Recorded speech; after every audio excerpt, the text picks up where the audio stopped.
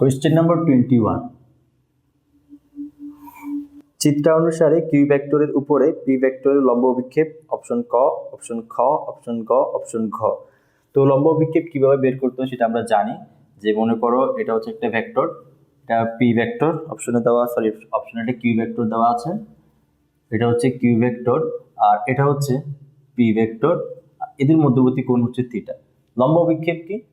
তুমি যেহেতু কিউ ভেক্টরের উপরে লম্ব অভিক্ষেপ বের করবে, রাইট? এখানে কিউ ভেক্টরের উপরে যদি আমরা লম্ব অভিক্ষেপ বের করি, কিউ ভেক্টর বরাবর বা কিউ ভেক্টরের সমান্তরালে একটি টিউবলাইট ধরবো।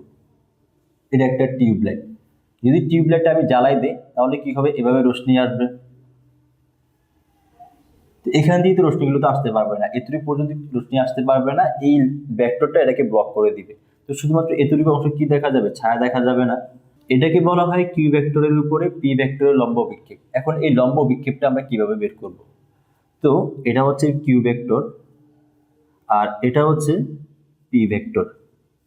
যেহেতু কিউ ভেক্টর দেওয়া আছে আমরা কিউ ভেক্টরের মান বের করতে পারবো, পি ভেক্টর দেওয়া আছে পি ভেক্টরের মান বের করতে পারবো, আর এদের মধ্যবর্তী অ্যাঙ্গেল হচ্ছে থিটা।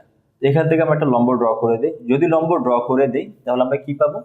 একটা কাজ করো, এটাকে সিম্পলি ওয়েতে আমরা লিখতে পারি কিউ আর এটাকে লিখতে পারি আমরা পি। এখানে কিউ মান ইন্ডিকেট করছে, পিও মান ইন্ডিকেট করছে।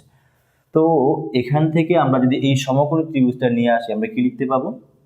এখানে আমাদের কাছে অ্যাঙ্গেল দেওয়া আছে থিটা আর এই এতটুকু মান হচ্ছে এখানে কিউ আর এতটুকু মান হচ্ছে পি। যদি আমরা এই মানটা সরি এতটুকু মান কিউ না, এই পুরা মানটাই হচ্ছে কিউ। বাট আমাদের লাগবে কোন মানটা? এই মানটা। যদি এই মানটা বের করতে হয় তো আমাদের লাগবে এখানে ভূমি লাগবে না, এটা মনে করো এ, এটা হচ্ছে বি, এটা হচ্ছে সি। এটা একটা সমকোণী ত্রিভুজ, এটা হবে অতিভুজ, এটা হবে ভূমি, এটা হবে লম্ব। তো আমরা লিখতে পারি যে আমাদের ভূমি আর অতিভুজের মাঝে রিলেশন দরকার। তারপর লিখতে পারি cos থিটা ইজ ইকুয়াল ভূমি ডিভাইডেড বাই অতিভুজ এসি। তাহলে আমরা এবি সমান পাবো এসি cos থিটা আর এসি দেওয়া আছে কত? এসি দেওয়া আছে পি ভেক্টরের মান, তাহলে পি cos থিটা। তাহলে আমাদের অপশন হবে পি cos থিটা। তো তোমরা যদি শর্টকাটে জানতা যে কিভাবে বের করতে হয় তাহলে তোমাদের এত ঝামেলা করার দরকার নাই। আর এমনিতে তোমরা এমসিকিউ কিভাবে সলভ করবা না। যে এটা হচ্ছে আমাদের কাছে কিউ ভেক্টর আর এটা হচ্ছে পি ভেক্টর। যেহেতু পি ভেক্টর দেওয়া আছে পি ভেক্টরের মান আমরা জানি, আর কিউ ভেক্টর দেওয়া আছে কিউ ভেক্টরের মান আমরা জানি।